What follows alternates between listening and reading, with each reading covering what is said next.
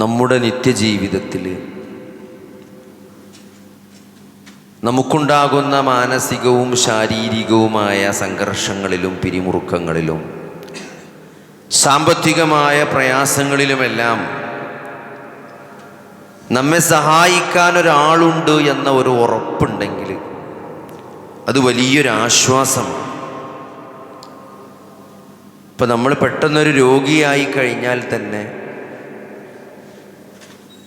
ആ രോഗത്തിൻ്റെ ചികിത്സയുമായി ബന്ധപ്പെട്ട കാര്യങ്ങൾ, അതിൻ്റെ സാമ്പത്തിക പ്രയാസങ്ങൾ, ഈ സമ്പത്തുള്ളവരെ സംബന്ധിച്ചിടത്തോളം എവിടെ പോയി ചികിത്സിക്കണം, ഏത് ചികിത്സയാണ് നല്ലത്, അതിനൊക്കെ നമുക്ക് പറഞ്ഞു തരാനും നമ്മളെ ആശ്വസിപ്പിക്കാനും, പ്രത്യേകിച്ച് രോഗിയാകുക എന്ന് പറഞ്ഞാൽ ഒരു വലിയ ഒറ്റപ്പെടലായിരിക്കും അല്ലേ. നമ്മളെ ജോലിയും തിരക്കിൽ നിന്നൊക്കെ മാറി നമ്മൾ വീട്ടിനുള്ളിലേക്ക് മാറ്റപ്പെടുമ്പോൾ നമ്മുടെ ചുറ്റുമുണ്ടായിരുന്ന വലിയ ഒരു സർക്കിൾ പെട്ടെന്ന് അപ്രത്യക്ഷമാകണം. അപ്പം ആ ഒരു സന്ദർഭങ്ങളിലൊക്കെ നമുക്ക് ആശ്വാസം നൽകാൻ, നമുക്ക് സമാധാനം കണ്ടെത്താൻ സാധിക്കുന്നുവെങ്കിൽ അത് വലിയ ഒരു കാര്യം തന്നെയാണ്. ഇവിടെയാണ് സൂറത്തു ഹദീദിൽ അല്ലാഹു സുബ്ഹാനഹു വ തആല തൻ്റെ അടിമകളോട് പറയാണ്, വഹുവ മഅക്കും, അവൻ നിങ്ങളുടെ കൂടെയുണ്ട്, ഐനമാ കുൻതും, നിങ്ങൾ എവിടെയായിരുന്നാലും, വല്ലാഹു ബിമാ തഅമലൂന ബസീർ, അല്ലാഹു നിങ്ങൾ പ്രവർത്തിക്കുന്നതെല്ലാം കണ്ടറിയുന്നവനാകുന്നു. ഈ ഖുർആനിക വചനം ഒരു വിശ്വാസിക്ക് നൽകുന്ന സമാധാനമെന്നത്, ആശ്വാസമെന്നത് വളരെ വലുതാണ്.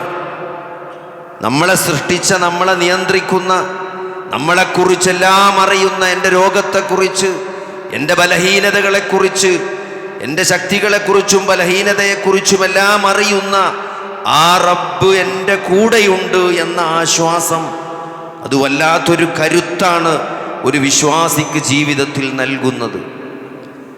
മഹാനായ യൂസുഫ് നബി അലൈഹിസ്സലാമിൻ്റെ ചരിത്രത്തിൽ യഅ്ഖൂബ് നബി ഒരു മകനെ നഷ്ടപ്പെട്ട് തൻ്റെ ചെറിയ മകനായ ബിന്യാമിനെ കൂടെ കൊണ്ടുപോകാൻ ആ സഹോദരങ്ങൾ ആവശ്യപ്പെട്ട സന്ദർഭത്തിൽ ആ പിതാവ് പറയുന്നുണ്ട്, അവൻ്റെ സഹോദരൻ്റെ കാര്യത്തിൽ, അഥവാ യൂസുഫിൻ്റെ കാര്യത്തിൽ ഞാൻ നിങ്ങളെ വിശ്വസിച്ചതുപോലെയല്ലാതെ നിങ്ങളെ എനിക്ക് വിശ്വസിക്കാനാകുമോ എന്ന് തൻ്റെ മക്കളോട് യഅ്ഖൂബ് നബി അലൈഹിസ്സലാം ചോദിക്കുന്നുണ്ട് അല്ലേ.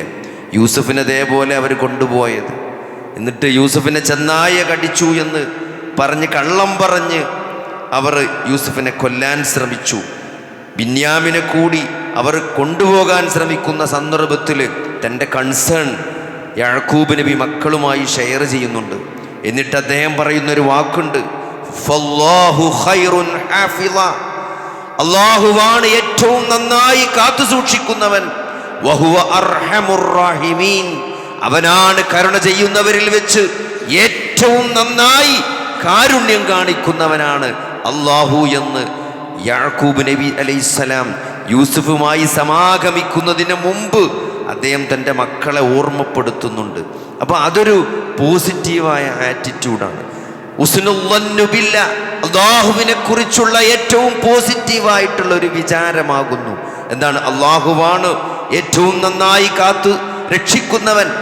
എത്രയോ വർഷങ്ങൾക്ക് ശേഷമാണ് തൻ്റെ മകനെ, ചെറുപ്പത്തിൽ നഷ്ടപ്പെട്ടു പോയ തൻ്റെ മകനെ അദ്ദേഹം വീണ്ടും കാണുന്നത്.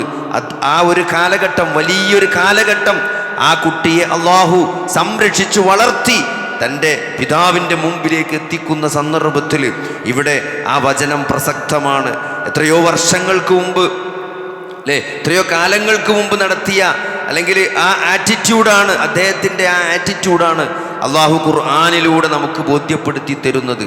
അല്ലാഹുവാണ് ഏറ്റവും നന്നായി കാത്തു സൂക്ഷിക്കുന്നവൻ, അവൻ കരുണ കാണിക്കുന്നവരിൽ ഏറ്റവും നല്ല കാരുണ്യവാനാണ് എന്ന്.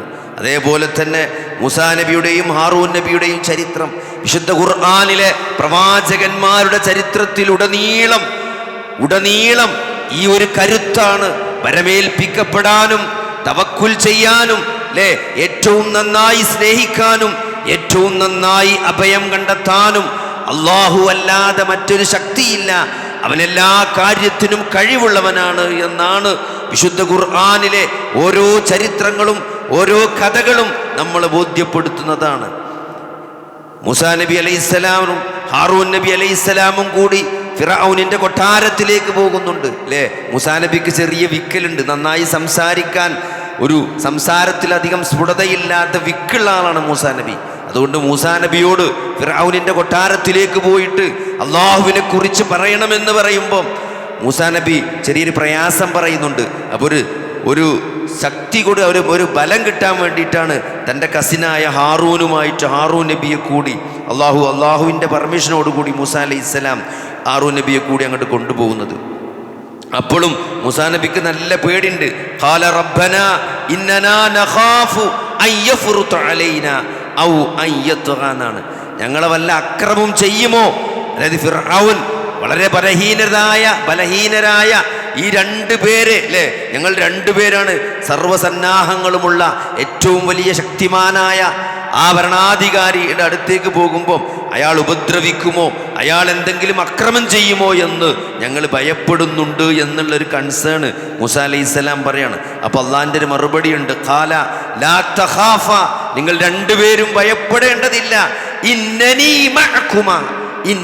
മഅകുമാ, ഞാൻ തീർച്ചയായും ഞാൻ നിങ്ങളുടെ രണ്ടുപേരുടെയും കൂടെയുണ്ട്. അസ്മഉ വ അറ, ഞാൻ കേൾക്കുന്നുണ്ട്, ഞാൻ കാണുന്നുണ്ട് അല്ലേ. ഞാനിതെല്ലാം അറിയുന്നുണ്ട്. അവൻ പറയുന്നതൊക്കെ എന്ത് ചെയ്യുന്നുണ്ട്? ഞാൻ കേൾക്കുന്നു അറിയുന്നു. അപ്പോൾ കേട്ടും കണ്ടും കൊണ്ട് ഞാൻ നിങ്ങളുടെ കൂടെയുണ്ട് എന്ന് അള്ളാഹു മൂസാ നബിക്കൊരു ഉറപ്പ് കൊടുക്കുകയാണ്. അതുകൊണ്ട് അതേപോലെ തന്നെയാണ് ആ ഫിർഔൻ ചെങ്കടലിൻ്റെയും ഫിർഔനിൻ്റെയും ഇടയിൽ കുടുങ്ങിയ മൂസാ നബിയുടെ അനുയായികൾ ഇന്നാലമുദറഖൂൻ, മൂസാ ഞങ്ങൾ പിടിക്കപ്പെട്ടു എന്ന് കരഞ്ഞപ്പോൾ, എന്ന് അലറിയപ്പോൾ അദ്ദേഹം പറയുന്നുണ്ട് ഖല്ലാ ഇന്ന മഅയ റബ്ബി, അല്ല അങ്ങനെ പിടിക്കപ്പെട്ടിട്ടില്ല. എന്താണ്? ഇന്ന മഅയ റബ്ബി, എൻ്റെ കൂടെ എൻ്റെ റബ്ബുണ്ട്, സയഹ്ദീൻ, അവൻ എനിക്കൊരു വഴി കാണിച്ചു തരും എന്ന് മൂസാ അലൈഹിസ്സലാം. രണ്ട് ആളുകളും മൂസാ അലൈഹിസ്സലാമും അനുയായികളും ഒരേ സിറ്റുവേഷനെ ഫേസ് ചെയ്ത് കൊണ്ടിരിക്കുകയാണ്. രണ്ടുപേരും ഒരേ സിറ്റുവേഷനിൽ നിന്നിട്ടാണ്, പക്ഷേ രണ്ട് ആറ്റിറ്റ്യൂഡാണ് അവിടെ. ഒന്നെന്താണ്? ഞങ്ങൾ പിടിക്കപ്പെട്ടു എന്ന, ഞങ്ങൾ പരാജയപ്പെട്ടിരിക്കുന്നു, പിടിക്കപ്പെട്ടിരിക്കുന്നു, കീഴ്പ്പെടുത്തപ്പെട്ടിരിക്കുന്നു എന്ന നെഗറ്റീവായ ആറ്റിറ്റ്യൂഡാണ് മൂസാ നബിയുടെ അനുയായികൾ പറഞ്ഞത്. അതേസമയം അവർക്ക് മറുപടി കൊടുത്തുകൊണ്ട്, അവരെ ബൂസ്റ്റ് ചെയ്തുകൊണ്ട് മൂസാ നബി അതേ സിറ്റുവേഷനിൽ നിന്നുകൊണ്ടാണ് മൂസാ അലൈഹിസ്സലാം പറയുന്നത് കല്ല, അങ്ങനെ പിടിക്കപ്പെട്ടിട്ടില്ല. ഇന്ന മഅയ റബ്ബി, എൻ്റെ കൂടെ എൻ്റെ റബ്ബുണ്ട്, സയഹ്ദീൻ, അവൻ എനിക്ക് വഴി കാണിക്കുമെന്ന് പറയുമ്പോൾ അതെന്താണ്? അത് അല്ലാഹു കൂടെയുണ്ട് എന്നുള്ള ഒരു ധൈര്യമാണ് അല്ലേ.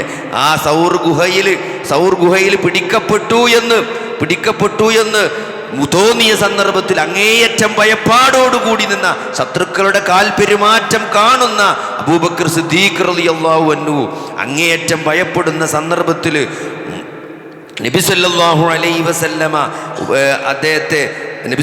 അലൈഹി വസല്ലമ അബൂബക്കർ സിദ്ദീഖ് റളിയല്ലാഹു അൻഹുവിനെ സമാധാനപ്പെടുത്തുന്ന ആ ആയത്ത് വിശുദ്ധ ഖുർആനിൽ കാണാം. ഫഅൻസലല്ലാഹു സകീനതഹു, അല്ലാഹു എന്താണ് ആ ഗുഹയിൽ വെച്ച് ഇത് യഖൂലു ലിസാഹിബിഹി ലാ തഹ്സൻ ഇന്നല്ലാഹ മഅനാ, ലാ തഹ്സൻ, അബൂബക്കറെ നീ ദുഃഖിക്കേണ്ട, ഇന്നല്ലാഹ മഅനാ, അല്ലാഹു നമ്മുടെ കൂടെയുണ്ട് എന്ന് റസൂലുള്ളാഹി സ്വല്ലല്ലാഹു അലൈഹി വസല്ലം ഭയപ്പാടോടുകൂടി നിൽക്കുന്ന അബൂബക്കർ സിദ്ദീഖ് റളിയല്ലാഹു അൻഹുവോട് പറയാണ്. അപ്പോൾ അത് സഹോദരങ്ങളെ, അത് വിശുദ്ധ ഖുർആനിലൂടെ അള്ളാഹു നൽകുന്ന ഒരു കരുത്താണ് അല്ലേ.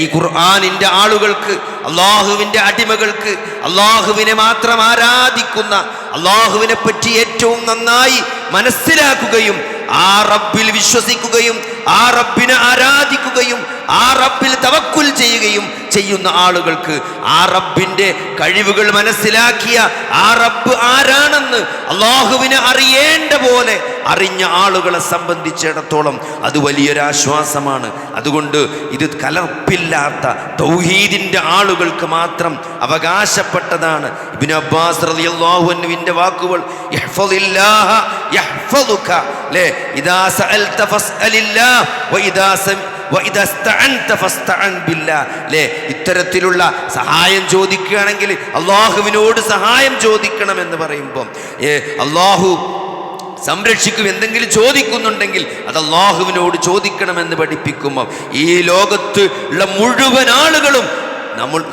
നമുക്കെതിരെ ഒന്നിച്ചു കൂടിയാലും അള്ളാഹു നമുക്കൊരു ഷർറ് വരുത്താൻ തീരുമാനിച്ചിട്ടില്ലെങ്കിൽ അവർക്കാർക്കും തന്നെ ഒരു ഷർറ് നമുക്ക് വരുത്താൻ സാധ്യമല്ല എന്ന ഏറ്റവും കറകളഞ്ഞ തൗഹീദാണ്, അള്ളാഹുവിനെ പറ്റിയുള്ള വിശ്വാസമാണ് ഇബ്നു അബ്ബാസ് റളിയല്ലാഹു അൻഹു അവിടെ പഠിപ്പിച്ചു കൊടുക്കുന്നത്. അതേപോലെ തന്നെ എല്ലാ പ്രതിസന്ധി ഘട്ടങ്ങളിലും പ്രവാചകന്മാർ അള്ളാഹുവിലാണ് പരമേൽപ്പിച്ചിട്ടുള്ളത്. മഹാനായ യൂനുസ് നബി അലൈഹിസ്സലാം ആ തിമീങ്കലത്തിന്റെ വയറ്റിലകപ്പെട്ടപ്പോഴും ആ ആഴക്കടലിലെ അന്ധകാരങ്ങൾക്കുള്ളിൽ ആ തിമീങ്കലത്തിന്റെ വയറ്റിലെ അന്ധകാരങ്ങൾക്കിടയിൽ ഒരു പ്രതീക്ഷയുമില്ലാത്ത സന്ദർഭത്തിൽ പോലും ലാ ഇലാഹ ഇല്ലാ അൻത സുബ്ഹാനക ഇന്നി കുൻതു മിനൽ ളാലിമീൻ എന്ന ഏറ്റവും കറകളഞ്ഞ തൗഹീദാണ് അദ്ദേഹം അവിടെ ഉച്ചരിച്ചത്. ആ വിശ്വാസമാണ്, അള്ളാഹുവിനെ കുറിച്ചുള്ള പ്രതീക്ഷയാണ്, ആ കെലിമത്താണ് അദ്ദേഹത്തെ തിമീങ്കലം പുറത്തു കൊണ്ടുപോയി അത് പുറന്തള്ളാനുള്ള കാരണമായി വിശുദ്ധ ഖുർആൻ പറഞ്ഞത്. അദ്ദേഹത്തിൻ്റെ ആ പദമാണ്, കെലിമത്താണ്. ആ ഒരു പദമില്ലായിരുന്നുവെങ്കിൽ അദ്ദേഹം കാലാകാലം ആ തിമീങ്കലത്തിൻ്റെ വയറ്റിൽ കഴിയേണ്ടി വരുമായിരുന്നു എന്നാണ് അല്ലാഹു സുബ്ഹാനഹു വ തആല നമ്മളെ പഠിപ്പിക്കുന്നത്.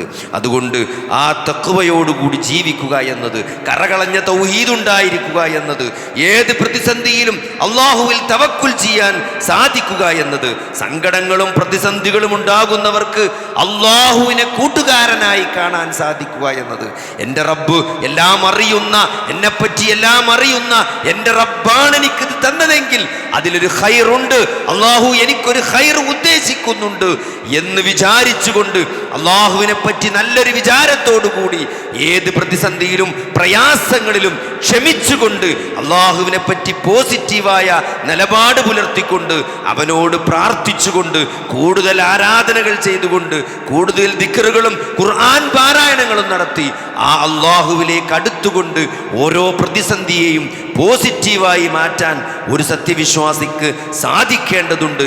അതിനുള്ള പാഠങ്ങളാണ് വിശുദ്ധ ഖുർആനും പ്രവാചകചര്യയും പ്രവാചകന്റെ ചരിത്രവും പ്രവാചകന്മാരുടെ ചരിത്രങ്ങളുമെല്ലാം നമ്മളെ പഠിപ്പിക്കുന്നത്. അതിൽ നിന്ന് കാര്യങ്ങൾ മനസ്സിലാക്കി ജീവിതത്തെ ഏറ്റവും പോസിറ്റീവായിട്ട് കണ്ടുകൊണ്ട് അത് അള്ളാഹുവിൻ്റെ വഴിപ്പെട്ട് ജീവിക്കാൻ റബ്ബ് നമുക്ക് തൗഫീക്ക് നൽകുമാറാകട്ടെ. ഒരു സത്യവിശ്വാസിയുടെ ജീവിതം എന്നത് ഓരോ സെക്കൻഡും അള്ളാഹുവുമായുള്ള നിരന്തരമായ കണക്ഷനാണ്.